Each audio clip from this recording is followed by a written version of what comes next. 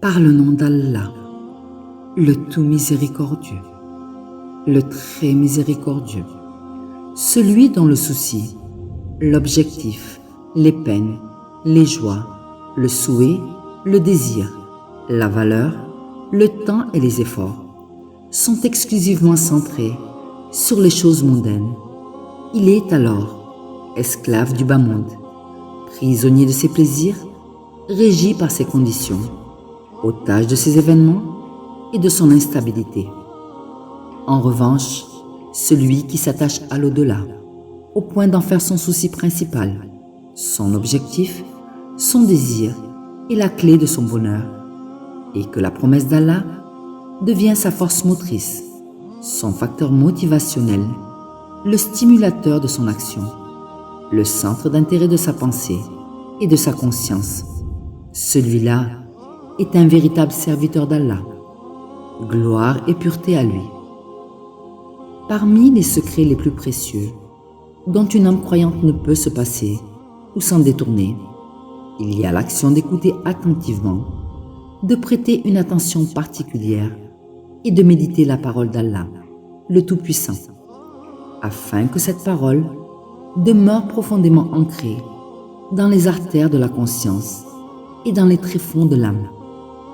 Elle protège ainsi celui-là des afflictions de la tombe, en atténuant leur intensité et en réduisant leur fréquence. Elle le préserve également de la stupeur et le réconforte dans sa solitude. Elle le protège d'une grande partie des tourments à venir, au jour où il se retrouvera dans sa tombe, saisi par la peur, sans protecteur ni sauveur, autre qu'Allah. Imagine, mon ami, que tu sois dans ta tombe, seul et rempli d'appréhension, face à une menace sans précédent que tu ne peux affronter ni supporter. Puis, soudainement, comme un soulagement qui jaillit, cette voix conservée en toi, enfouie dans les profondeurs de ton être, résonne. Elle te tient compagnie, apaise ta peur, te divertit, rassure ton âme, t'enchante et affermit ta tranquillité. Et peu de temps après, à l'horizon de ta tombe, un tunnel infini s'ouvre devant toi.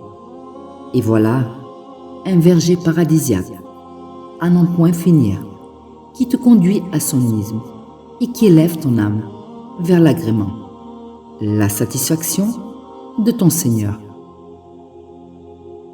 Par le temps, l'homme est certes en perdition, sauf ceux qui croient et accomplissent ses bonnes œuvres, s'enjoignent mutuellement la vérité et s'enjoignent mutuellement l'endurance.